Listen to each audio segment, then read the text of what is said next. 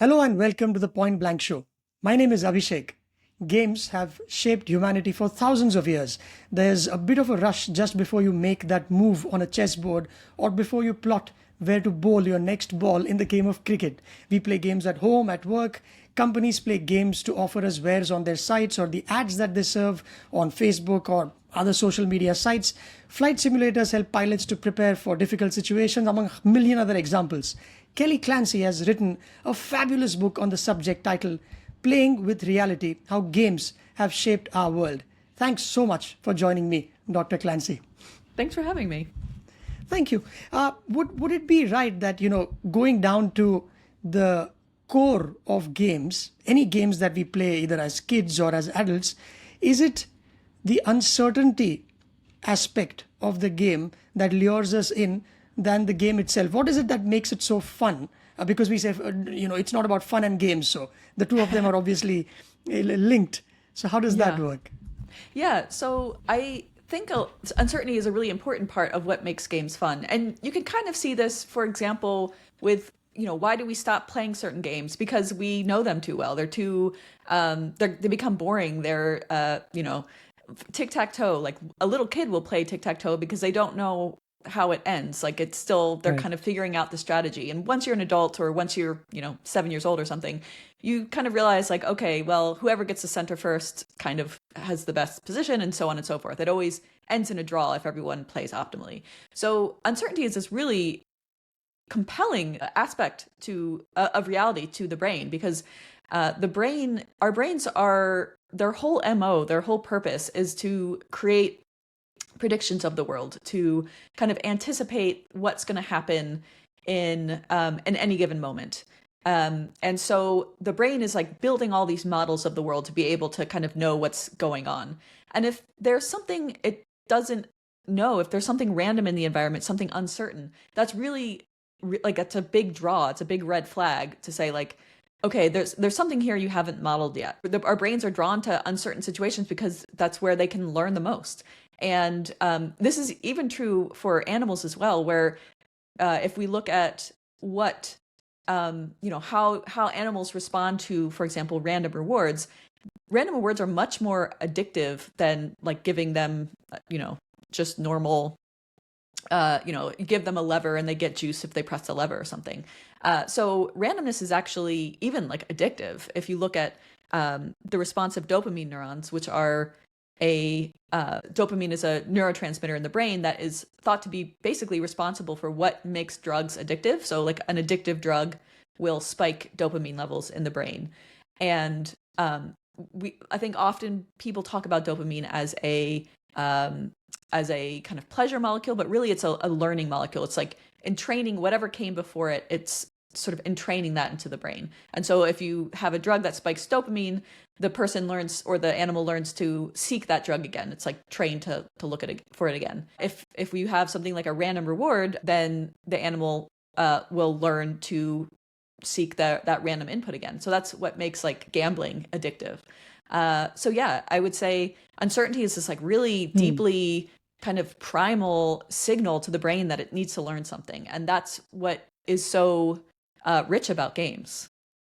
Yeah, so I've got a 5-year-old. I was telling you just before we started to record this, and whether you play, rock, paper, scissors, or even snakes and ladders, or any such game which is purely based on luck, does not need any strategy or anything. It's fun for both parties because of the uncertainty element. And you're saying that the dopamine, the neurochemical or whatever that is released, is down to that, and nothing to do with ability or the joy that comes after or the grimace, whether you win or lose, but it's what comes before the fact then. Yeah. And that's it's kind of counterintuitive. Yeah, it's funny to think of a game like Snakes and Ladders because really it's like the dice playing it. We're not playing it ourselves. But it's Yeah. still so satisfying for kids. I think also because it really levels the playing field for them. Like it doesn't require strategy. So they're so used to like parents and adults being so much better at them than everything. And with a game like Snakes and Ladder, everyone's got the same chance at winning. So I think Yeah. that's also what's so compelling for kids. And And another thing I learned in your book is that snakes and ladders, while on it, it goes back to 13th century Marathi saint Jnaneshwar is what you write. Moksha Patham is what it was called, which is pretty cool. I had no idea that it goes back to India, perhaps, that particular Yeah. game. I just also really like that there's games like Snakes and Ladders where it was kind of traditionally meant to be this kind of morality, this lesson for morality. So, as you were playing the game, you could kind of read little text about like virtues and vices and, just learn about what, for a kid, like to learn about what is considered good and bad behaviors. It's kind of a cool concept for like a educational game. Yeah, so you might get stung by a snake, but then you also have a chance to climb the ladder. So it's like, you can't take things for granted. So it had that kind of meaning, did it? Is that what it Yeah. was? Yeah, it was meant to kind of represent karma, I think, like the idea that, if you have bad actions, you are setting yourself back in life, and if you do good deeds, you will ascend the ladder of karmic justice faster. Amazing. And the premise of your book, and you have got a 1 minute summary of it on YouTube in a short. Then you say the premise is games play us. Can you just help us, take us through where did this idea germinate? Where were you when that bulb struck you that, hey, everything around us is games? And of course, even organizations these days, they are compelling their IT teams to gamify applications so that the sales teams can do more sales, hopefully earn more badges, little things like those. So where did you get this idea to write a whole book around it? Yeah. Yeah. So the idea of games play us is basically that, when you play a game, you kind of have to adopt the game's rule structure and premise to win. So if you're playing a game like Monopoly, where you have to act like a cutthroat capitalist to win, you could try to go easy on your sister or like, let red slide one turn or something. But if you want to win, you have to act like a cutthroat capitalist. So even if you're a very sweet person, games kind of change the way we behave. And this is not necessarily bad for game's sake. I mean, with a game of Monopoly, you play it and then you leave it, and maybe somebody's got some hurt feelings or whatever. But mostly it's fine. But when we're increasingly seeing games all, as you're saying, like all over our workplaces, in our apps, in our social networks and technological spaces. So it's really everywhere. So we can't necessarily leave these games, and we need to be thinking about how the game's rules are maybe rewarding us to act in ways we wouldn't normally behave, in the same way that Monopoly rewards us for acting like, jerks to our family. Yeah. So I think the idea came for the book. It was a little, it was a kind of slow burn, but one thing that happened was the COVID lockdowns, and, I was stuck inside, and I just started playing a lot of games to pass the time, like I think a lot of people did. And so I kind of was reminded, I hadn't really played that many games since I was a kid, and I was reminded of just how compelling and captivating they are. And you saw it all over, like so many people were turning to games to reconnect, and I realized how powerful of a, of a technology they are.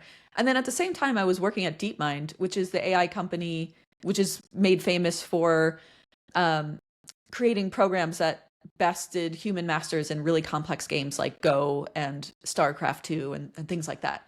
And I was coming from academia, and a lot of my friends in academia were like, why are they spending all of this money on, solving games or playing Right. games? Like, what is that? And I didn't have a great answer at first. And so I kind of read more, and it became clear that games have had this really deep impact on scientific discovery for a long time. And I think there's a movement now to have games accepted as more of a kind of art form. And I think that's totally valid. Like, I think that they're actually a beautiful art form. But I think also they're maybe underappreciated for how powerful they've been scientifically, in helping us, forms of mathematics like probability theory, where it's about kind of what we don't know rather than what we do know. It helped us form fields of mathematics like game theory. Game theory has been really useful for economics and evolution and network science. And then of course games and AI have been linked since the very beginning, even back to like Ada Lovelace's time. Like Charles Babbage and Ada Lovelace working on the very earliest kind of proto computers, they were both thinking about whether they could train it to play games. And that was partly because they thought it would be a nice way to kind of drum up funding and attention for the project, because they were always running out of money. And that's still true today, where AI companies like will kind of use games as a way to get kind of attention and sometimes get funding. Like DeepMind was in part bought by Google because they had solved all these Atari games, or they had bested humans in a lot of Atari games. So in any case, it's kind of, I realized just how important they've been for scientific discovery. And then also, you can look back even deeper in not just human history, but even like evolutionary history, where so many animals play games. And you can look, lots of mammals play games, lots of birds, reptiles, even bees seem to play with things. So it's this really conserved behavior, and it was clearly important in some way. And so I wrote this book to kind of explore why that is. And it's while reading the book, I also started observing things around us in general. Let's say if you have bite-sized goals, like if you have to do, say, 10 push-ups, you start with 2, and then you tell yourself that tomorrow you will do 4. That itself is a bit of a game that you're trying to play with yourself. So even creation of habits are gamified. So small things where you could make a game out of it and use it to your interest, although games do get a bad rep because of whatever is happening on social media. We'll get to that, but it also helps us. It has a big impact on motivating to do better things or to get better at something. Yeah.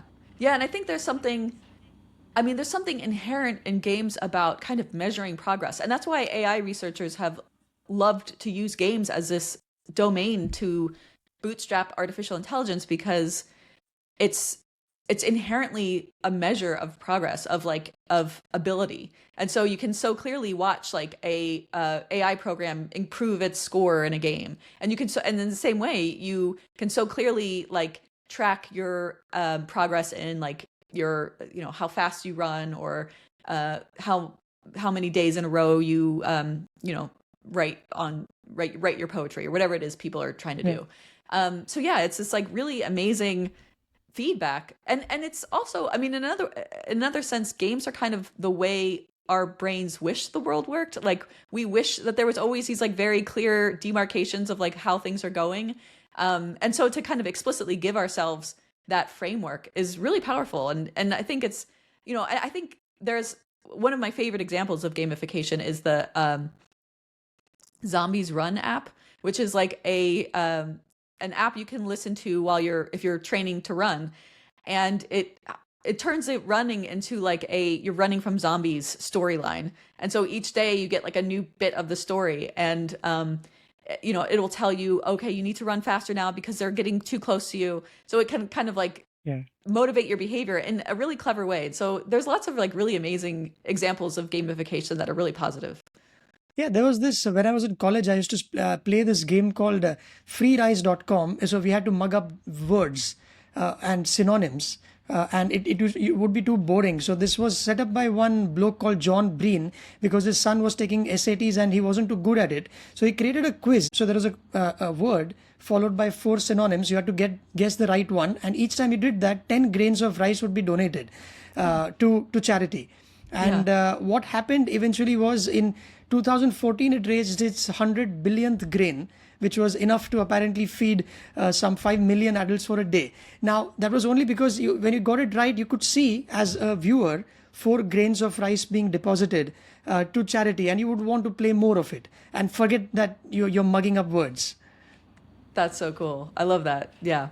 And also games and language. It transcends language as a boundary. So it doesn't matter what language you speak, and you still can, understand. So 2 kids, when they still don't know how to speak, they can still get along. Yeah, I think when you think about how long some of these games have been around too, like thousands of years for chess and Go, and backgammon, I think, is like maybe even like 4 or 5 thousand years old. Uh, and so just how long it's persisted, like if you could, have a time, if you could travel in time, you could go back to a time thousands of years ago in a culture completely different from yours. And maybe the rules will be a little bit different, but you could still play a game with somebody from a completely different time and culture, and like have a good time. And that's what's kind of so amazing about games, is that they just show how timeless fun is for humans. Like that this is really a biological, this is something like not just like a cultural fun, but like something really biological in us. Because if they've outlived all these different cultures and dynasties and states and so on, it's something more universal than just like, oh, we all like Go because we're, this culture or that culture. It's really this universal human appeal for games. And there's a curator at the British Museum, Irving Finkel, who he discovered the rules for this game that they played in ancient Babylonia. And this was all over, it was, I think, basically from like Egypt to Asia. It was just everywhere in the ancient world. And he was the one to discover the rules for this ancient game. And he really likes to kind of bring history to life and animate it with like, what did a day look like in the life of like an ancient person? And you can kind of imagine that people, like travelers passing through an ancient Mesopotamian village, like all kinds of different languages, all kinds of different cultures, still like having a good time playing this game that was just all over the ancient world. And I really love that image of people just enjoying themselves, even if they couldn't speak each other's languages. Do human beings, although we enjoy playing games, but sometimes do you think that we act more stupidly than we need to? I've got friends who are putting money in call and put options on the stock market, losing money every day, but the kick of getting that reward, which might be 10 times more than a mutual fund or a boring fixed deposit, is higher. Or it could be when somebody walks into a casino wanting to, we don't have too many of those here, but stock market is a big casino here in India. So why is it that we do that? The games can sometimes harm in that sense then, even likes on Facebook or Instagram. So it's all gamed to game us in the end then. Yeah. So there's, they like, we kind of discuss a little bit about how they can kind of hijack our behavior.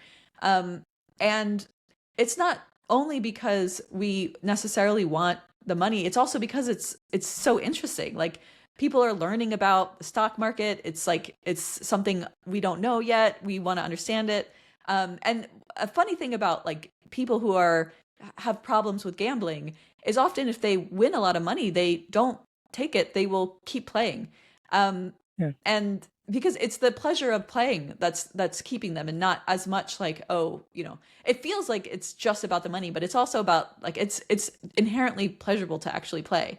And that's why, we keep going. And this might be linked to kind of ancient instincts in us for foraging. So one idea is that this is reflecting, foraging is like when animals are, looking for food, and a lot of times there's this problem of like explore versus exploit, where they have to either decide whether to look for new food sources or exploit like a bush that they know has berries. And sometimes it's really important to explore because like you need more protein, or you need some other source, and maybe your berry bush is like almost out of berries or something.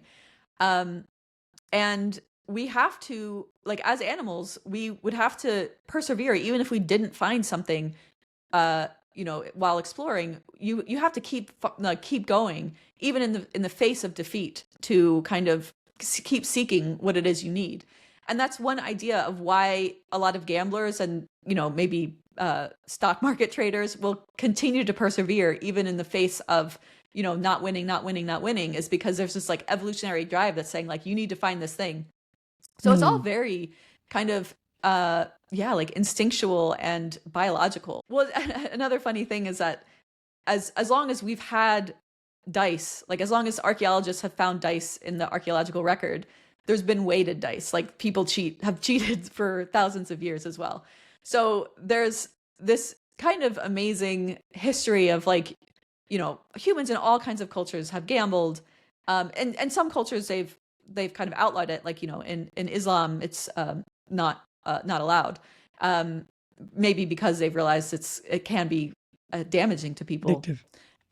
But I think ultimately it's these kind of interesting animal urges to kind of understand environment and understand a system, and seek things that we're kind of biologically wired to seek for. Well, in my case, I've known people who've lost money, but you've written a couple of examples of people, including some Russian soldier who was captured in Ukraine, who said that he participated in the war because he wanted to pay off the debts that he had notched up at a video game. You write about chess players who've lost kingdoms because they were too engrossed in playing.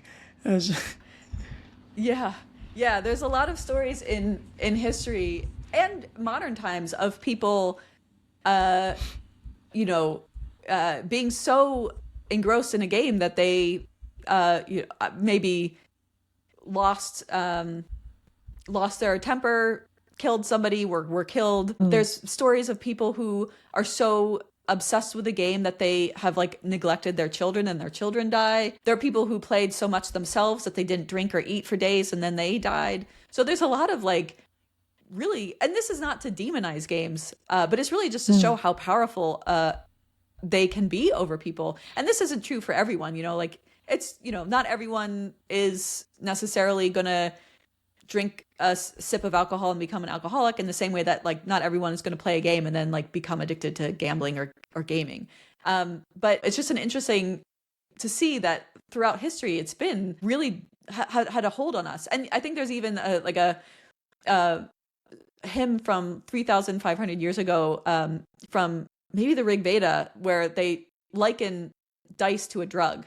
They say it's like soma, an addictive drug. So it's amazing that even back then they were like, this is powerful stuff. On the other side as well, like for example, I was reading, there's a good book called Irresistible. It's by Adam Alter. The author there talks about the perils of technology. Among that, there is an anecdote he writes about how there was one a Parkinson's disease, a Parkinson's patient who saw a pair of shoes in front of him, and he thought, okay, let me just get my feet across those shoes. And then that happened one day, and then he realized if he can just he started throwing pebbles in his house just 1 feet away, and he would just cross the pebble, and slowly over time apparently he used his walking cane the other way around, where he got the cane's handle to be the impediment which he would then cross. Over time, over a few months, he started walking. And there were three neuroscientists or neurologists in Australia in 87 who wrote a paper on this, and it helped them. It did not cure the disease, obviously, but it helped them to add more to the literature, and that how these bite-sized goals can help one to better. So that's also an example of a game then, that he tried to game the disease and hoping that it might help the person, and it did in that case at least. That's a beautiful story. Yeah, I mean, there's something really powerful about how giving ourselves these little goals to achieve can really accumulate into like quite impressive feats. That's so cool. I hadn't heard that story. And now you've had the experience of being of having worked for an outfit that you just mentioned in Google, in terms of their AI capabilities. They are right up there. So what is your sense of where we are on the artificial intelligence front, from DeepMind, for examples? How have games, first of all, helped AI to start with? And then we could get to how AI is now influencing games. So how have games helped artificial intelligence? Yeah. So games and artificial intelligence have a really long history. In the late 1940s, Claude Shannon, who was one of the kind of founders of computing, and Alan Turing, also a founder of computing, independently thought that chess would be this really powerful foundation for building artificial intelligence, because it is, it's easy to represent in computers. It's like, the rules are fairly simple, but it's a very complex game. It's generally believed to require thinking. You have to think to be able to play chess. So it's a good kind of test of intelligence. And then it is something that it's easy to measure progress. It's like very clear. You win a game or you don't lose. You lose a game. So you can clearly see if your program that you're trying to teach to be intelligent is improving. So it was pretty clearly became this like important test bed for AI. And but I think one issue with a lot of the research happening in the 20th century was that people were getting kind of lost in working on programs that would play games and not actually learning about intelligence from them. The AI researcher John McCarthy said something like, it's as though the geneticists working on fruit flies were, breeding fruit flies to win races rather than learning about the genetics from them. And so people were kind of creating programs that would play games, but they were not actually telling us much about intelligence. There were some exceptions to this. But for the most part, people were building these very ornate, handcrafted functions to play chess or checkers in the way that like they thought that they played checkers. And it wasn't really until more recently where we have learned a little bit about like optimal gameplay from programs that learn to play on their own. So the big insight was, I think this was probably the like 50s or 60s, that rather than kind of programming in all of these fussy functions that would like supposedly reflect how we played games, you just kind of give the program a little bit of like ability to learn or predict and learn. And then you have it play against a copy of itself. And so the program would play against itself, learn a little bit from that, play against itself again, learn a little bit, play, learn, play, learn. And then they would get better kind of naturally by playing against itself. And this was a big insight behind reinforcement learning, which is the kind of secret sauce for DeepMind's work. And what's really kind of amazing is that it seems like the sort of underlying function behind what is making reinforcement learning work, we also see evidence of that in human brains and animal brains in the signals from our dopamine neurons. So our learning system seems to be working in a similar way, where it's kind of making predictions and learning to improve itself through kind of predicting how things go. So this is really, I think, an incredible testament to the fact that like games actually can tell us more about ourselves and more about how our brains work.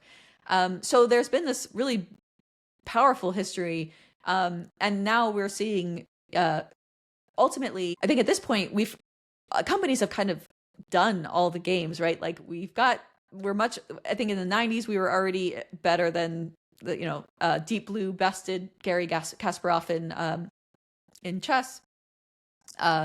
In like the early 90s, somebody bested the best checkers player, the best backgammon players. Now, in 2016, I think DeepMind bested Lee Sedol in Go. So we're good now. And so what researchers are now kind of doing is they're trying to find realms that they can gamify, like real world systems that they can score in some way to gamify that realm in order to use our programs to improve on. Because, when you have a hammer, the whole world looks like a nail. And if you have AI programs that work by improving their score in some way, then you have to find ways of like giving reality scores. And so, language models in a way are a gamification of language, where the program is given these big training texts, and then they take out words or bits of the text, and then the program learns to like guess what word should go in the missing section. And so it's kind of like a game of like Jeopardy or Hangman or something, where you're like guessing what's missing. And that's why it can kind of reflect the statistics of language. It looks like it understands things, but it's never been trained to like say truthful things or say factual things. And that's why it's these language models are so, so problematic, because they're just making stuff up, even though it sounds good. And also, another fascinating section of your book goes to war games, where it's not just kids, but geopolitics is also determined by games. And could you give us the history of it? Where did it all start? When was the first bloke who decided that, hey, let's gamify the whole thing, and it's going to help us strategize and win wars, perhaps? Yeah, it's a really amazing history that I didn't know anything about either when I started researching this book.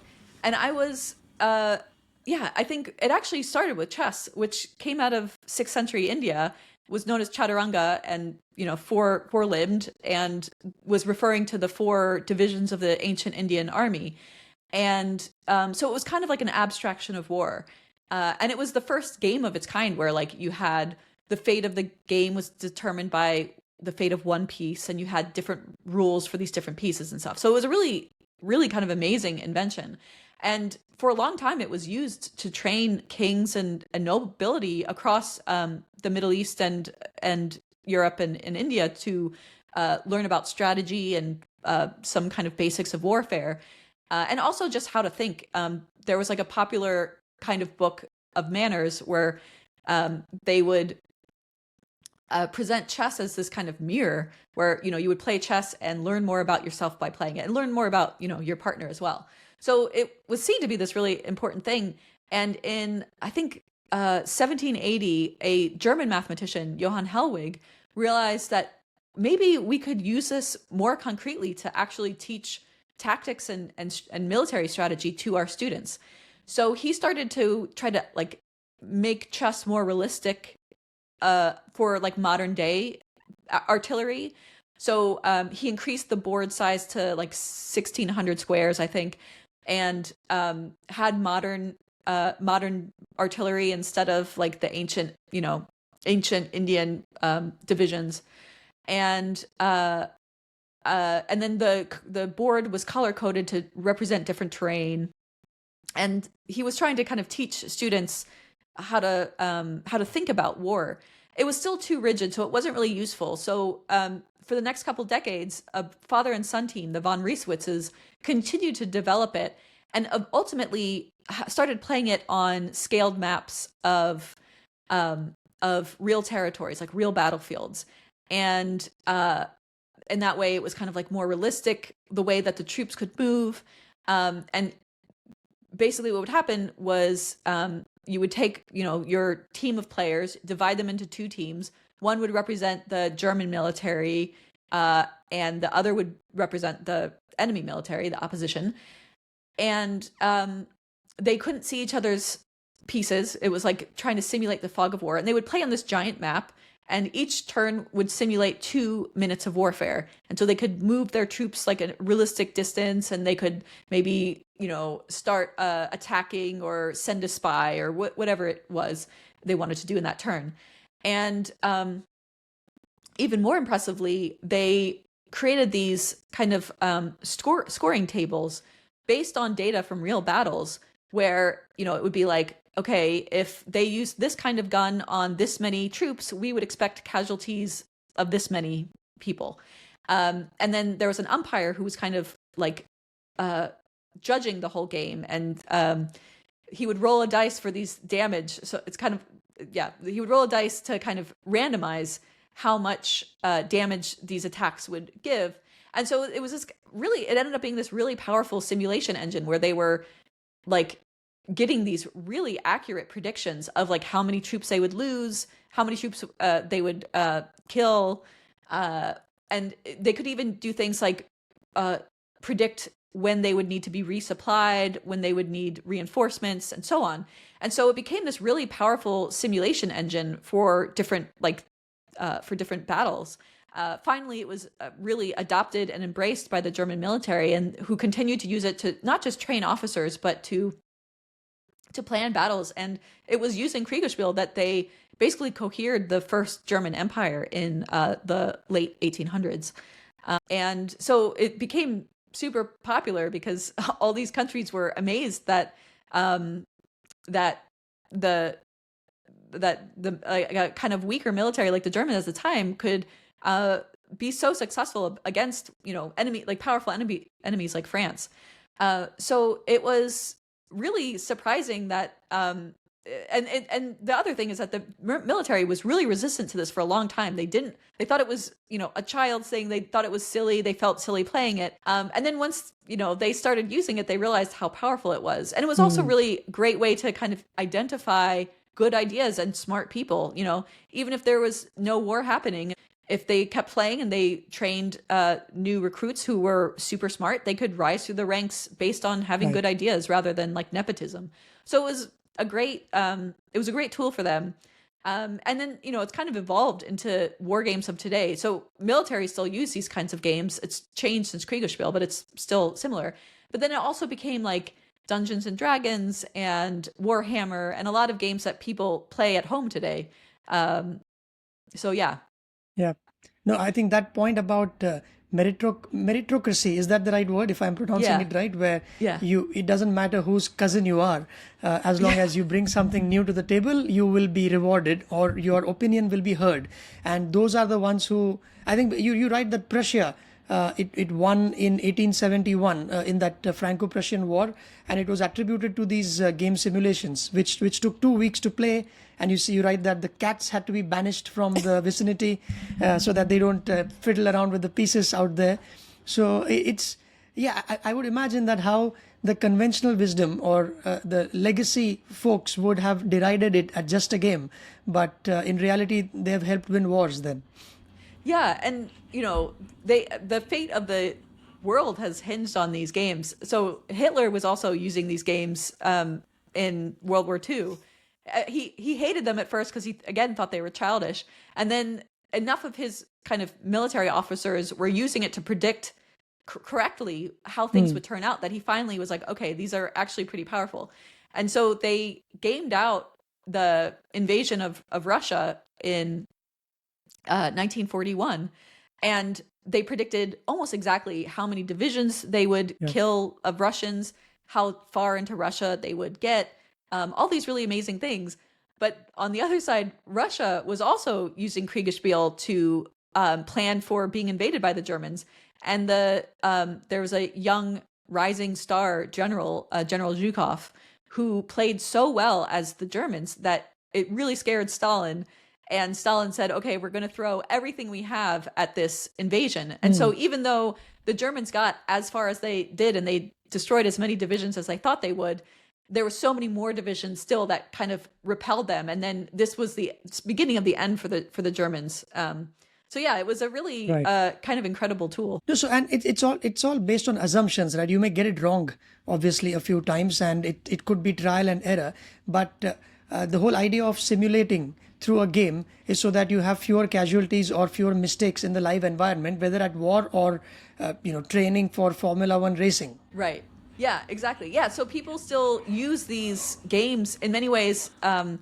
People have used war games to simulate like a year before Hurricane Katrina came down on New Orleans in America. The government ran a hurricane simulation game where they were planning for something like this, and unfortunately, they did not use those insights to plan for Katrina properly.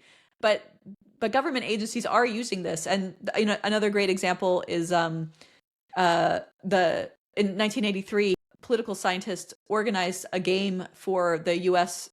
Politicians and military officers to plan for like what would a nuclear war look like, and they spent like 2 or 3 weeks playing through all these different scenarios and realizing, okay, actually we can't do like a lot of the things we think we can do. A nuclear war would actually completely devastate the whole globe and end up killing, if not everybody, at least like 1 billion people. And it caused the Reagan administration to back off their nuclear rhetoric and open like sweeping arm control negotiations with the Soviets.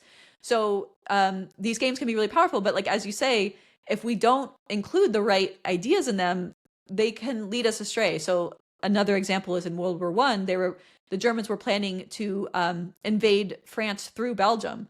And technically, they did it all correctly and it worked fine, except they didn't think about the repercussions of invading, like the diplomatic repercussions of invading through a neutral country. And this actually drew Britain into the war and then America into the war. So it was actually a terrible move, even though technically Kriegsspiel helped them plan it perfectly. It ended up being a bad idea. Those who have nuclear weapons, like India, for example, it's made itself very clear that it will be a no first use. We have a no first use policy, and it's as a minimum deterrent. So the whole idea is we have them so that we can bomb somebody if we get bombed first, in very crass terms. Yeah. So that's a move in a game of chess. Then we won't harm you, but then at the same time you've got the likes of North Korea's Kim Jong-un, who probably just needs to raise a flag, and tomorrow it could unleash mayhem if there's one person going to decide the whole thing. So you can't really predict anything, but the games can help you get so far then. Yeah, and it's really scary that, like, the same with the United States, where the president has complete control over whether the nukes get launched. Like, there's nobody who can say no to him or her. And true also now of Russia, where Putin has unilateral control over nuclear weapons.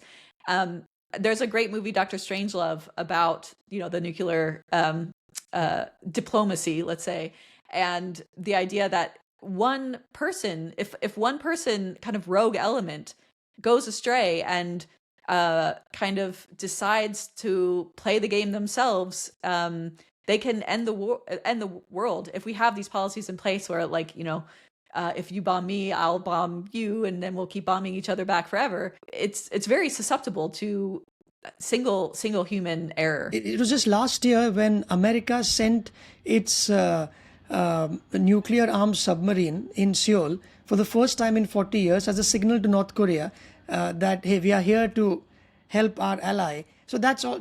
I don't know if it's called gunboat diplomacy or something, but that is another example of, it's just a game. They are not going to do anything with it. They're just showing it's an act of power that we are here. Don't take us for granted. So all of this is essentially games, because you are shoring up your nuclear arsenal or ammunition. You may never end up using them, but it's to show the other person that if something were to happen, then we'll get there before you can finish a sentence, for example. Right. Yeah. And there's this really old idea that, like, I found in there's this maybe 3,000-year-old papyrus from Egypt where it shows a gazelle playing a board game with a lion. So, like, these ancient enemies kind of playing a game. Yeah. And so there's this idea that games can elevate war to a kind of higher level where the intellect can operate. Because once we had nuclear weapons, the whole kind of dynamics of war changed so much. Or, not just nuclear weapons, just modern technology where we have airplanes, we have missiles. War can change so quickly now. It used to be that you would need to wait months for troops to go across different land masses or take boats places, and now it's like you can push a button and the course of history is changed in an hour.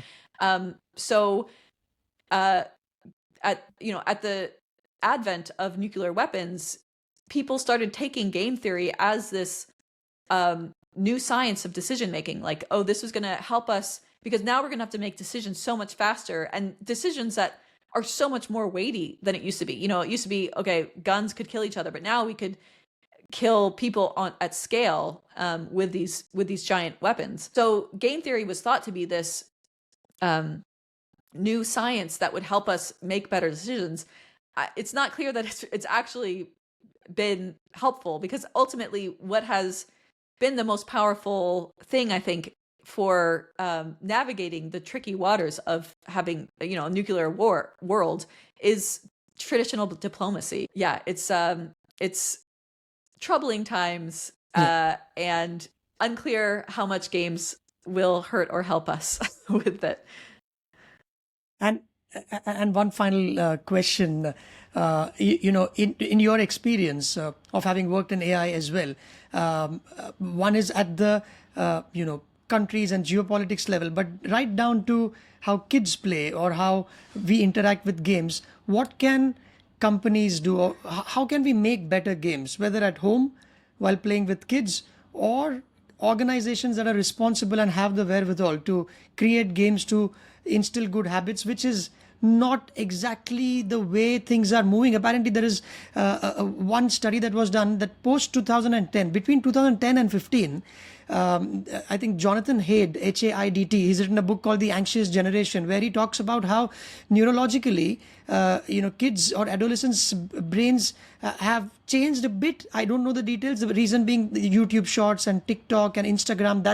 These are the ones that have come about. So these are games which aren't doing anything any good to these kids. In fact, so much so that these heads of these tech firms do not allow their own kids to play. Or to be on those devices for more than what is necessary. So it's harming us. What can technology do to improve the gaming experience, or how can we make better games, if that makes sense? Yeah, yeah, yeah. There's a lot of promise in gamification and a lot of exciting things happening, but there's also definitely some potential harms. And I feel like maybe like 10 years ago, a lot of game designers were promising that gamification would completely change work, and we would all be like learning new languages easily and like working out and having fun and like all these things that haven't really come to pass. I think in part because the gamification aspects that companies have been embracing are not really what makes games actually fun. Like if you look at something like Duolingo, the language learning app, you do these lessons and then you get like points or badges or gold coins or whatever. Like they're kind of these arbitrary rewards that really motivate some people, but aren't necessarily intrinsically motivating. I think the really brilliant thing of that game you brought up earlier, where people were playing like a grammar game and then donating actual rice to people, is that it's now linking the points to something meaningful. Like it's something really in the world. And I think that's what is missing for a lot of these things is how do we ground the games in our lived experience to make it something meaningful and fulfilling? Because I think it's easy to get kind of lost in a game where, like, let's say your life is a little out of control and like you're not keeping on top of your laundry and your chores in life and your work. And so you go to like a farm game and you like have a perfect little life in your farm game, but your like actual life is maybe falling apart. And so finding ways of like gamifying your personal life where you get points for, as you say, like doing real world work, maybe working out, doing your dishes, whatever it is. Because ultimately the brain invented games to fascinate itself. You know, it is something so deep in us to want to, that, you know, it's engaging these really deep learning circuits. And so you can think of games as being like a cast of the mind, like kind of fitting on the brain like a glove on a hand, where these different games are kind of speaking to these different mental functions. Like a game like Tetris is hooking into our intrinsic want to organize things. A game like Zelda is hooking into our intrinsic desire to explore. A game like Pokemon is hooking into our intrinsic desire to collect things or forage. So one thing is that players can kind of look at, what games am I drawn to? So what is it, like, what need is it fulfilling in me that maybe I could find ways of fulfilling in my real life? And then also for like game designers, I think the way that we come on new games, the way that new games are invented, is by finding these new kind of mental functions. Like, what have we not really satisfied yet? And how can I find a mechanic to satisfy that? And so, so yeah, I think for gamification, there's a lot of cool promise, but there needs to be ways of grounding it to people's lived experience, as you say, like with donating rice or like zombies running, where you're like getting an entertaining thing to do while you're running. Yeah. Excellent. Thank you so much, Dr. Clancy, for your time and for writing such a wonderful book. Thanks again. Oh, thank you so much. It was such a pleasure.